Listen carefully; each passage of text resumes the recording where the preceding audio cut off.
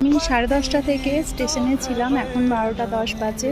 এখন বাড়ি ফিরবো। আজকে তোমাদের জন্যই এসেছিলাম স্টেশনে, সেরকম কোনো ভিডিও শ্যুট করতে না, ভিডিও আপলোড করতে, কারণ আমার নেটের সমস্যা, সেটা আমি তোমাদের লং ভিডিওর মাধ্যমে জানিয়েছি, তোমরা প্লিজ সেটা দেখে নিও।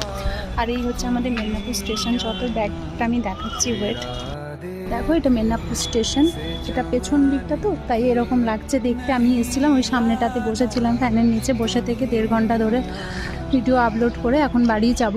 আর এটা হচ্ছে তেঁতুল গাছ, কত শুকনো তেঁতুল গাছের মধ্যে রয়েছে, আবার এদিকে কচি কচি পাতাও এসছে। এদিকটাতে আমি মাঝে মধ্যেই আসতাম আগে, এখন কম আসা হয়, কিন্তু তোমাদের জন্য ভিডিও আপলোড করার জন্য এখন আমি এলাম। চলো এবার বাড়ি ফিরি, সবাই ভালো থেকো, সুস্থ থেকো।